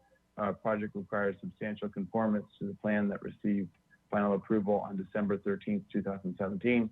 Project was continued to the full commission at May 12th, 2021 consent hearing. All right, so welcome. And this was from the previous commission, consent. So the following individuals spoke: Virginia Reeling, Nikki Valner, and then the action was to continue 2 weeks to the full commission with the following comments. The wall is inappropriate for the sign due to its location close to the Ignacio house. The wall does not substantially conform to the plans that received final approval. All right, and that was Commissioner Mahan. Perhaps we should go and Mr. Hamilton, should we have Commissioner Mahan and Commissioner Manuel or whoever was there add anything more to this before we go into the actual presentation? Chair. Mr. Chair. No, we'll start with Mr. Hamilton and then we'll go to Commissioner Mahan. Mr. Chair, and to the Commission, I did have some initial staff comments just to help guide your review of this project. And I do believe it would help to get Commissioner Mahan and Commissioner Manuel's input on the project, but we can do that, during either the questions or the comments phase at your discretion. Sounds good. Okay, well, sounds good. All right. I do need to recuse myself from this project for conflict of interest with the applicant. Okay. All right. And just as a clarification, Commissioner Edmonds actually reviewed this alongside Commissioner Mahan. So thank you. Get their comments. Yes. All right, Mr. Hamilton, for your comment. Thank you. So just as background information and a direction for how to review this, the project was referred to HLC by the sign committee for review of the as-built wall. It went to consent, and the project was continued to the full commission as noted in the agenda footer. And so the architectural historian reviewed the project, the as-built wall, and made the findings that the wall meets the Secretary of Interior standards. And since this is a request for review after final, the standard of review is that the project is in substantial conformance with the plan set that received final approval. And the applicant's presentation includes what that final approval looked like. So that information is here for you. And if you have any questions, let us know. Thank you. All right, thank you. All right, so with that, let's go to the applicant. Welcome. If you would all please introduce yourselves, and then you'll have 15 minutes to proceed with your presentation. You don't have to use all 15 minutes, but you can. Thank you, Mr. Chair. Brian Cornell, I'm here with Nikki Vollner, one of the owners, and Courtney Jane Miller, the landscape architect. I think our slides are on. So let's go to the first slide in our presentation if it's available. First of all, I want to tell you that we all are extremely proud of this project. I hope that you all have had a chance to go by and take a look because I think that's very important. But let's start where we started, which was this condition. Alex Cole was our historian, by the way, and was obviously instrumental in saving the Ignacia house, and we're extremely pleased that we did, obviously. And it's been fully restored and is a residential unit, which it originally was, which for years it was an office space. So that's a good thing. You can see the pilaster here. The property line for this house was actually on the right side of that pilaster. In fact, you can kind of see a little walkway that goes by there. So that was the original property line. The property lines have since been merged. And basically the approval that we had retained these pilasters and placed a stone wall between them.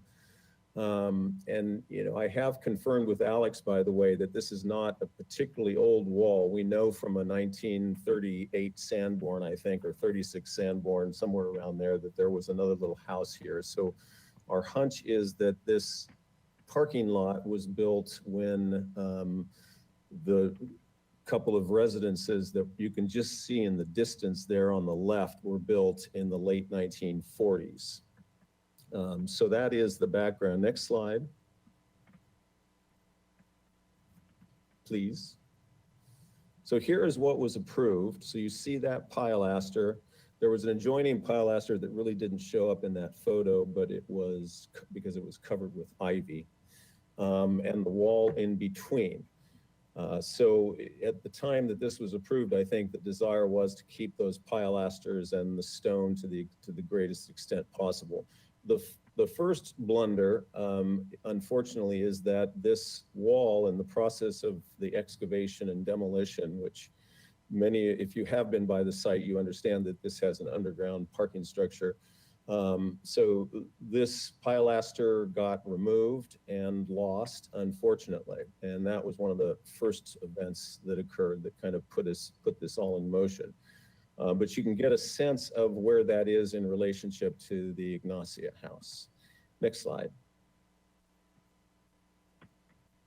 So that is the wall that we are proposing to replace this wall that was approved. The wall that was approved was right at the back of sidewalk.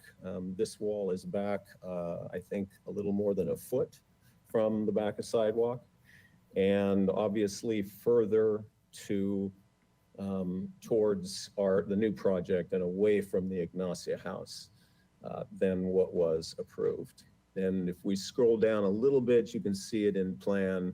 It's a little, at least it's hard for me to see. I don't know, hopefully, yeah, you can all see its relationship to what that existing wall would have been. You can also see that we had a large, what was approved was a mailbox, or the common mailboxes in this location that were right at the walk. The walkway, by the way, is the main entrance to the project. It provides access to the elevator and to the front door of the Radius Group, which occupies the first floor of the Monterey style building that we built. Next slide. So we did come back to the board and get approval for the relocation of that mailbox, which you can see in the upper left there, it's dashed. So the mailbox got moved, which is a really good thing. And we also got approval for a gate, a security gate, as you see on the plans. Unfortunately, we never came back to you with this wall, and I take full responsibility for that. We did design the wall and located it, and somehow it slipped through the cracks, and the next thing that we knew, it was built. And I basically suggested that we put it before the sign committee, which is when this whole saga started. Next slide. So Courtney, maybe you can speak to the landscaping real quickly as far as what your intent is. Sure. So the intent with the landscaping is really just to maintain consistency with the rest of the property. So we have suggested planting a number of these aeoniums around the sign, mostly to obscure the light fixture, but also to tie it in with the adjacent landscaped areas. So the Aeonium, it's mounding. It gets about a foot tall. And I also had suggested adding one strategic agave just to the left of the sign, if you're looking at it. And the landscape design on this property was intentionally minimal. So the landscaped areas are all decomposed granite that has, you know, groupings of plants sort of sparsely planted throughout. So we intentionally do not want to load up this sign with a bunch of plants because we think it would call too much attention to it. So, you know, that was the design intent. It was really intended to be sort of like the historic museum where it's decomposed granite, you know, very sculptural, intentional groupings of plants, very minimal. So next slide. So here's several views of that sign. Obviously, it is not planted, or this wall, because I understand that your commission is not approving a sign. But you know, we obviously, as I mentioned, I'm extremely proud of this building, and we designed this with the complete intent for it to be compatible with the Ignacia House and the new building. I think if you imagine that pilaster that would be right at the intersection of that sidewalk and the walkway to the front door and the elevator, and the size of it, it's hard for me to understand how this is not in conformance or substantially conforming with that larger, bigger wall. So this obviously gives you the vantage points that you need. I think this is our last slide. Is that correct? Looks like it is. Yes. So I'd like Nikki just to say a few words, and then we'll open it up for questions. Yeah, I just want to add, can everyone hear me okay? I think so. I just want to add that we're very grateful for obviously the Canal Group and both Courtney and TGM, what they've done for this project. As one of the owners, I can say we've only had immensely positive feedback from everyone in the community on how beautiful the building is, which I don't take credit for, but I can thank them for. And, you know, I toured Sheila Lodge yesterday of this property, and she was really, really taken away with how beautiful it was. As have other local, you know, residents. One of my residents is an elderly woman who grew up in the Riviera, and she has a view of the Riviera, and there's just great appreciation for this building and both the Ignacio House. So I'm having a hard time wrapping my head around how, you know, downsizing a sign for a commercial tenant is taking away from, you know, all of this. In addition, I also want to add that the Ignacio House, which we've done everything we can to restore it into its original aesthetic, which, you know, not a lot of people care for. We really took the time to work with Alex to do that, whether it's paint color or trim or anything we can to restore it. We've really gone above and beyond to do that. And in addition, this sign is not even having anything to do, or this wall, should I say, does not have anything to do with the historical house. It's actually divided by a pathway that once was actually separating a parcel between the two properties, or which I guess was on a separate parcel between the two properties. So in terms of its closeness to the Ignacio House, I don't, you know, think that it's an issue. There's a beautiful walkway that divides the two. And again, we really are just hoping that we can, you know, put this issue to its head as it's taking away from, you know, the beautiful building that's been built by both Brian and Courtney. So that's it. So, Mr. Chair, I think just in conclusion, I really, I want to emphasize what Nikki said. I mean, it's really, I have to say, a bit painful having, you know, completed this building, and Radius is very proud of it, and we're very proud of it. I think it's just perfectly situated on this street with the olives, and blends in wonderfully. And when we did design this wall, it never dawned on me that it would be a problem. Unfortunately, it never dawned on me that it would get built before we got it approved. And I, again, take full responsibility for that, because it shouldn't have happened. But I don't think that's a reason to punish us or you know, make us change this condition. So hopefully, in consideration of the wall that was there and the need to say that this is substantially in conformance, I just ask you to imagine if that pilaster and wall were there at the back of sidewalk and how that would have been any different. And in fact, I think it would have been more intrusive at the end of the day. So we did end in less than 15 minutes, Mr. Chair, and happy to answer questions. All right, thank you. And this might be a record amount of minutes you left on the clock, Mr. Canal, so I appreciate that. Do I get it for my okay. Yeah. All right, we'll open public comment now. So any member of the public wishing to comment on this, please click on the green arrow hand icon and you'll be called on. You'll have 2 minutes to speak. Thank you, Mr. Chair. And if you're attending by webinar, please follow the instructions on screen to give verbal public comment. And while we wait for hands to raise, Ms. Ternovsky, did we receive any written correspondence on this item? Thank you, Mr. Hamilton. We did receive one letter from Paulina Khan, and it was distributed to the commission prior to this meeting. Back to you. Thank you. And I do see one member of the public with their hand raised. So Bob Tuller, I'm going to unmute you and you'll have 2 minutes to speak. Okay, please go ahead.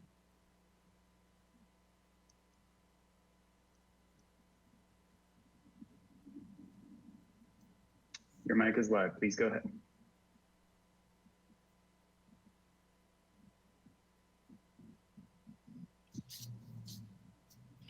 And Bob Tuller, I think your mic is working. We can't hear you though if you are trying to speak. Maybe just please confirm if you would like to give comment.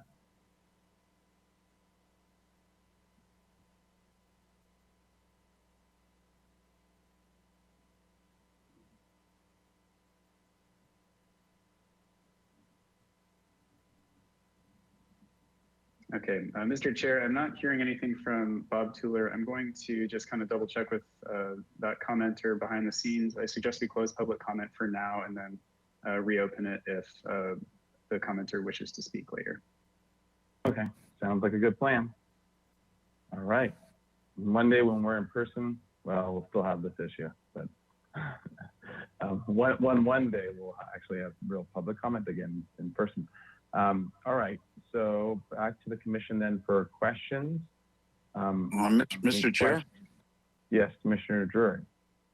Yes, Mr. Cornell, do you have any photographs of what it looks like today, that the contested area? That's what we're looking at on the screen. Well, I was there this morning, and there was some plantings around, and I guess that one of the questions is, was there wrought iron work? How recently has that been put in? The gate and the fence across the back. How recently is that? I would say it's been there for probably a month or maybe a month and a half. Okay. And you're correct, Commissioner Drury. I was told that the landscaper was installing that landscaping this morning, but I was unable to get a photograph of it because we couldn't submit it for review. Yeah, okay, so, thank you. It's my understanding the planting did go in. Thank you very much. Mr. Chair. Yeah, Commissioner Mahan. Oh, and actually, I think before we get into questions from the commission, I think you should have comments from the consent calendar first. Yeah, sounds great.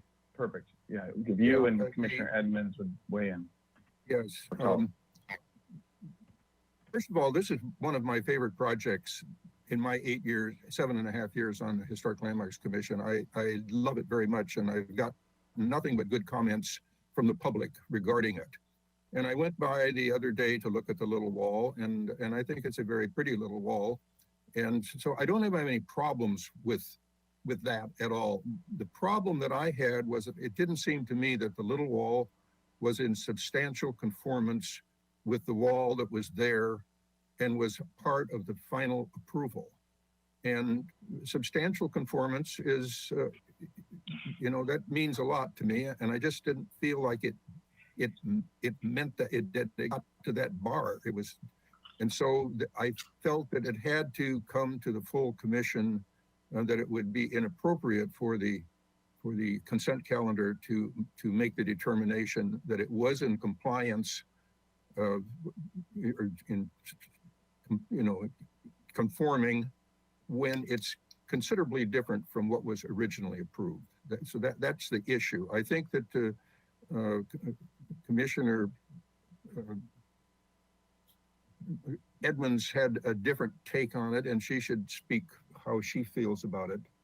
But since we couldn't agree, we both agreed that it should come to the full commission. Thank you. All right, Commissioner Edmonds, and then we'll go to Ms. Sweta. Thank you. I visited the property prior to the consent calendar. I understand the issue. I agree with Commissioner Mahan. This is it's a lovely property, the Ignacio House, as well as the new buildings. I think we've heard from, at the time of the consent calendar and again today from the architect, that there was a mistake, having made a number of mistakes in my life.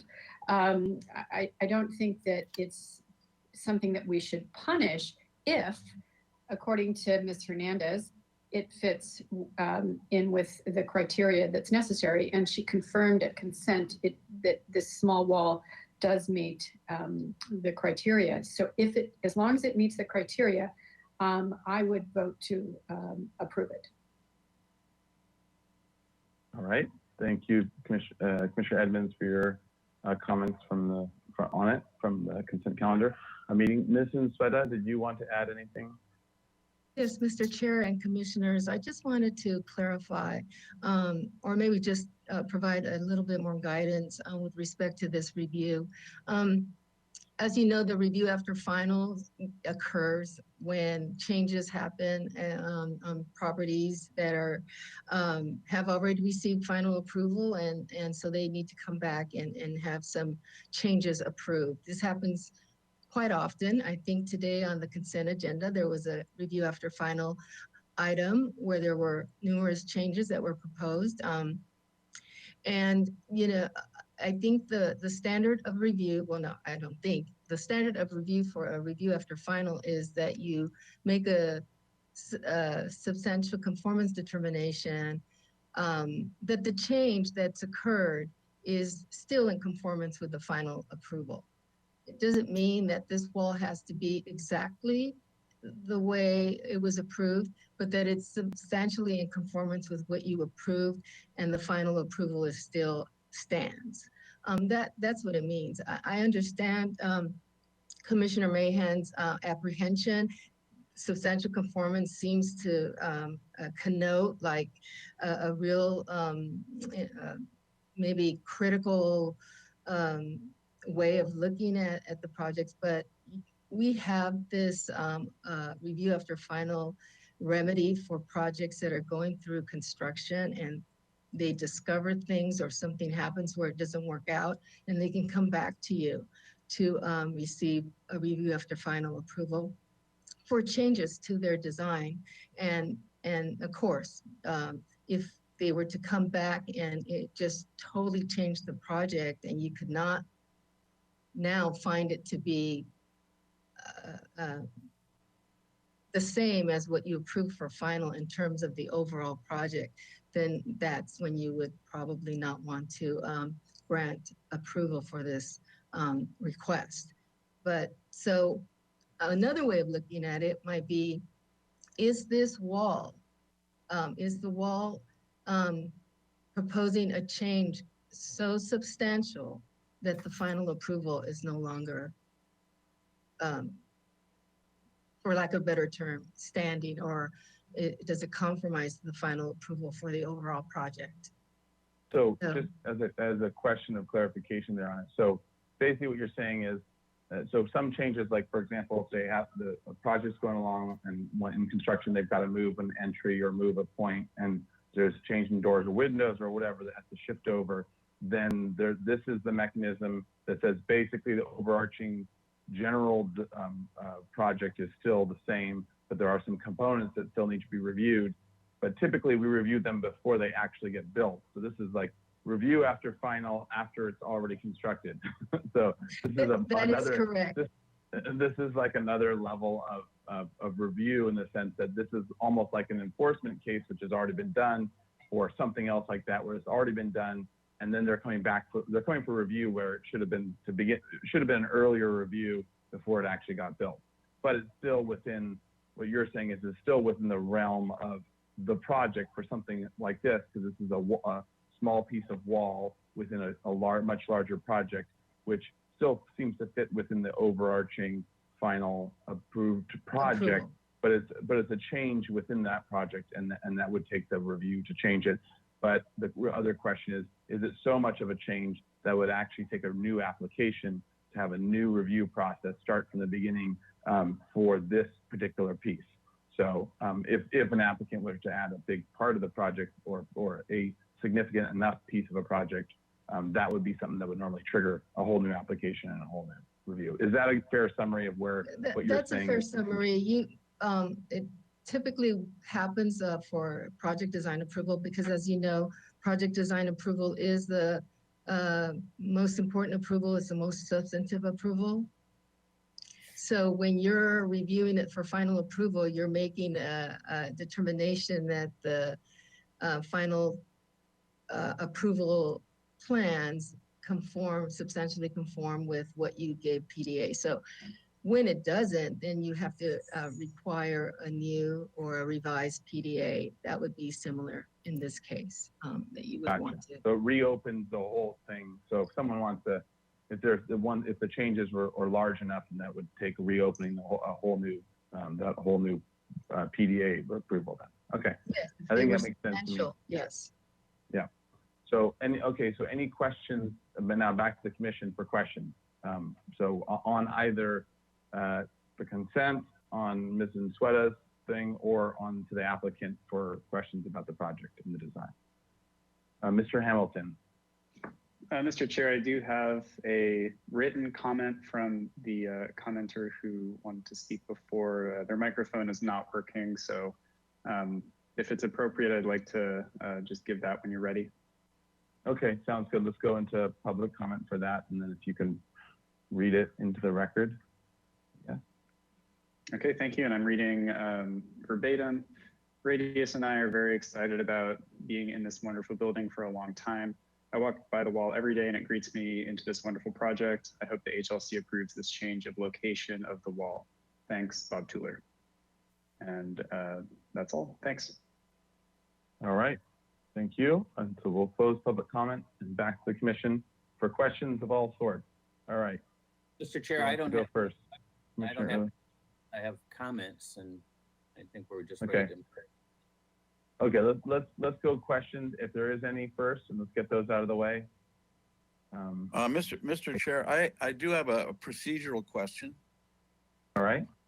The question is, it's a question of precedent. If somebody has a project and it's been approved, if it's not as lovely a project as this one, but let's just say a run-of-the-mill project in the El Pueblo Viejo, and somebody makes a mistake and something gets destroyed, and then something gets built in its place is not part of the approval, and it gets okayed. It seems to me that precedent does play a part in this decision, because if it can happen here, it can happen to any project, because they can point to this project, even if their project is half as good as this one, and say, look, you did this on 214 East Elguera, and why can't we have the same precedent setting?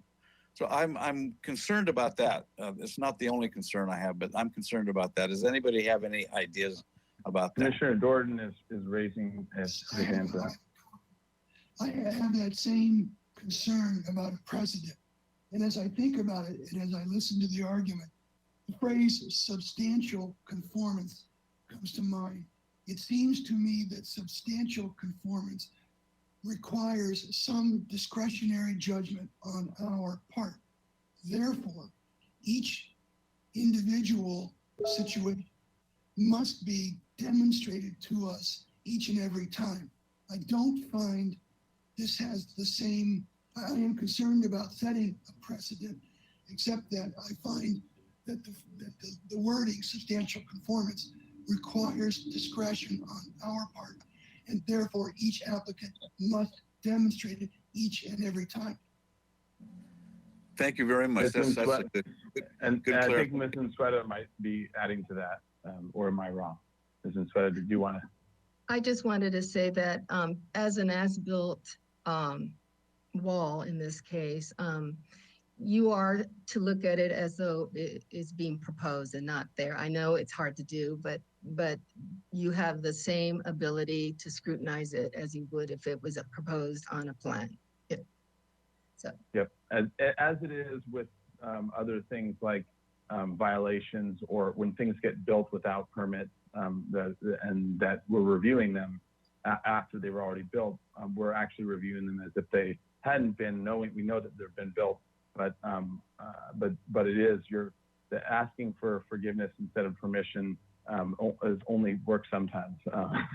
So sometimes it's not. It isn't done to a level, and we require them to change back.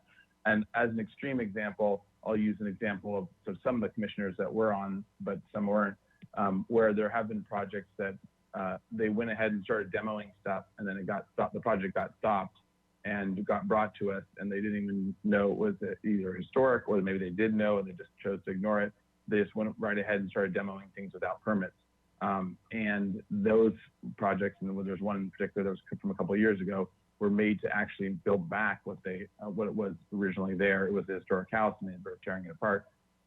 And so it was actually required that they build it back.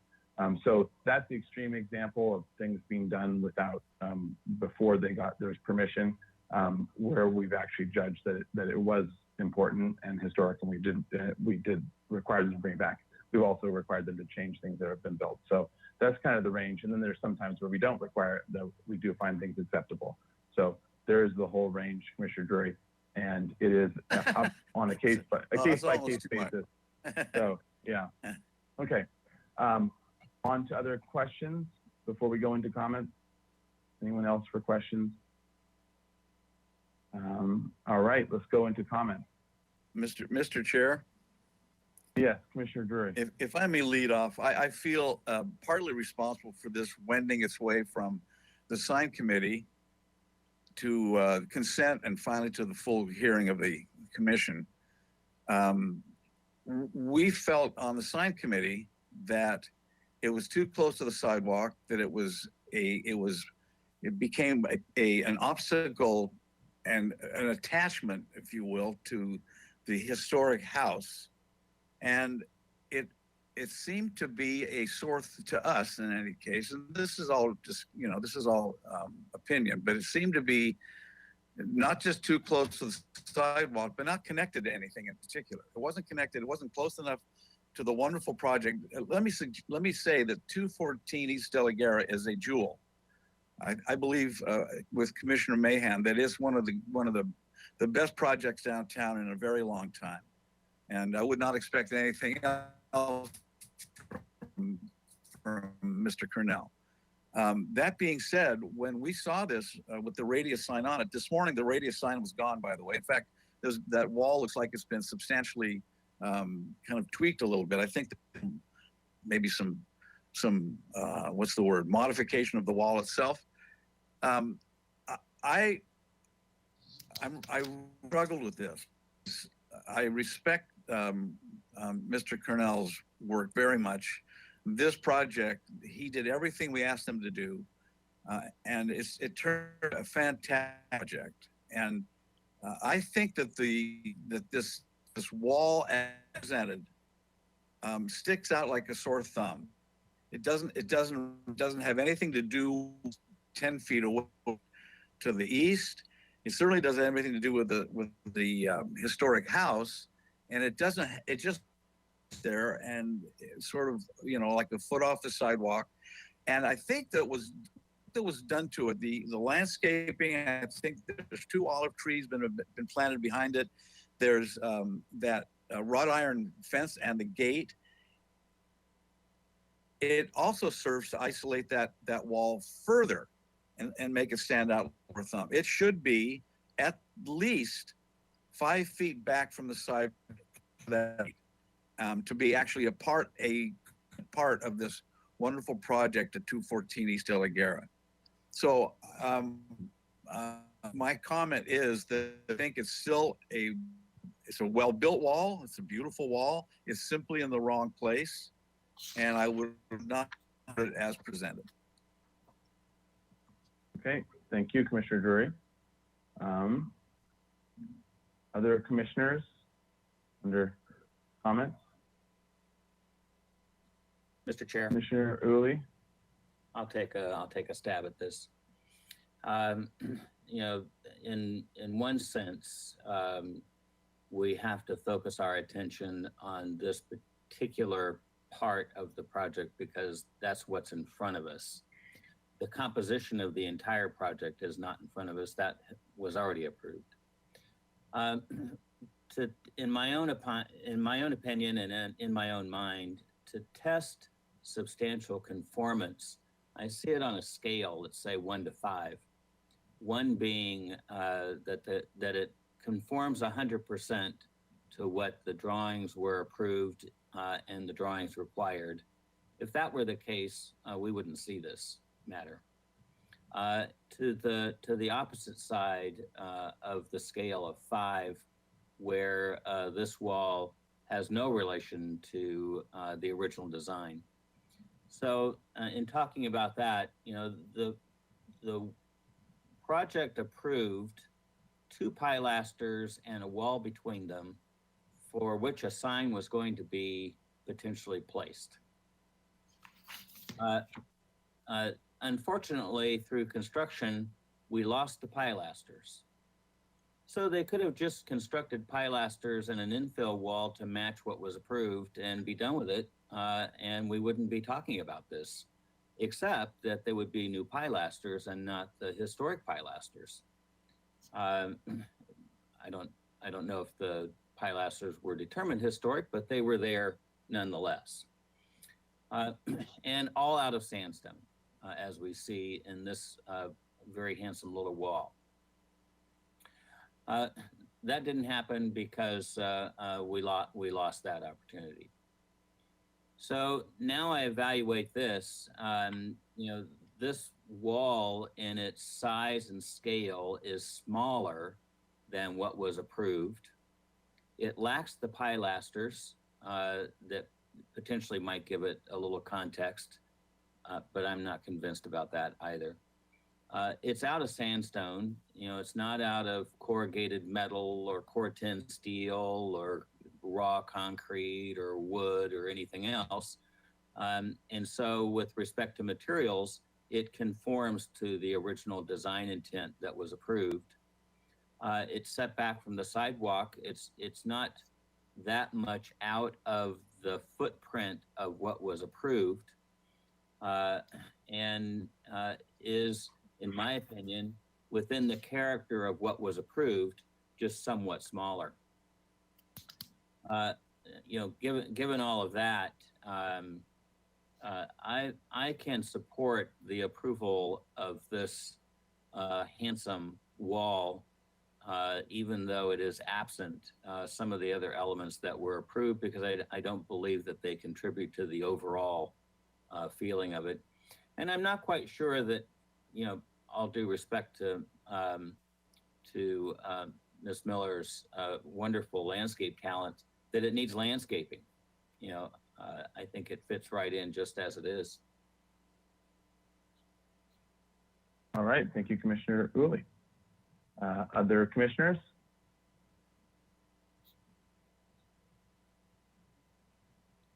Well, if no one else is going to go, I'll throw my 2 cents in. I totally get the struggle because it's, in my mind, it doesn't, I mean, it's not as integrated and as good as the original design was, or at least on paper was. But then when I look at the bottom left corner and imagine big tall pilasters and a bigger taller wall sticking out, and the landscape as sort of sparse as it is and designed that way, but sparse, like the historical museum.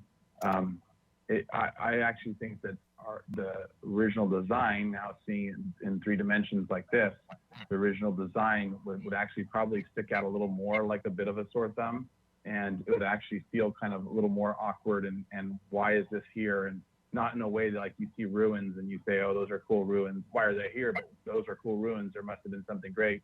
But in the sense that why did they just build this little piece of wall higher and put these pilasters on, because they don't really make sense. So I actually think that seeing it now, that the original design would have been awkward as well. I do think it's still awkward. I don't think it's the most elegant, worked out wall. I think it could have been, could have been a little better, but it's also not. It's certainly not greatly, straying from what the original intent was, and is probably actually a little bit subtler than what the original one would have been if we had actually done it. I like the idea, of course, of saving the pilasters and of doing something with them, but I don't know that actually our original, the original requirement or the original push was actually such a great idea. Now seeing it built out, so yeah, that's where I'm kind of falling. So I'm in the middle as well with it. I don't know what other commissioners would feel, but I feel fairly supportable. It's not the best design, but at the same time, it's not too far off from the original, and probably actually even a little better than the original in terms of awkwardness. Mr. Other Chair. thoughts?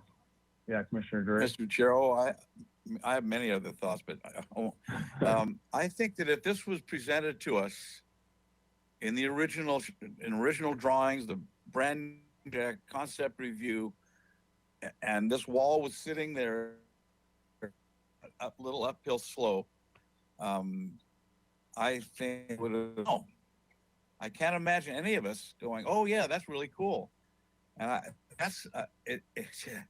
I know I'm beating a small drum, but I think that wall, beautifully made as it is and beautifully proportioned, is really too close to the sidewalk and should be moved off the street about 5 feet at the very least. Anyway, that's my take. All right, Commissioner Early, and then Commissioner Edmonds. I'll throw in 2 more cents. If we're trying to figure out a way potentially to ground this little wall, I think I would just suggest that the perimeter wall hugging the sidewalk just simply turn and provide the base for this wall and hit the sidewalk that enters the project and give it a sense of place and base. But I certainly wouldn't want them to dig it up and move it. All right, Commissioner Edmonds. Well, I like it. I think it's proportional. It's in line with the wall on the new building. I think I disagree with, I don't think I am disagreeing with Commissioner Drury. I probably would approve this if this was in front of me.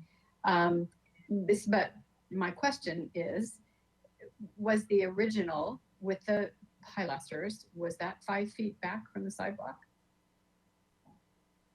That was on the sidewalk. That was right in line with that long wall that you see that grows into the ground, or cuts off into the ground. That was right part of that. Is that correct?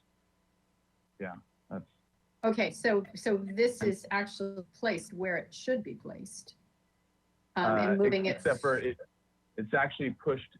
The red one that's built is showing it back, 2 feet from the sidewalk.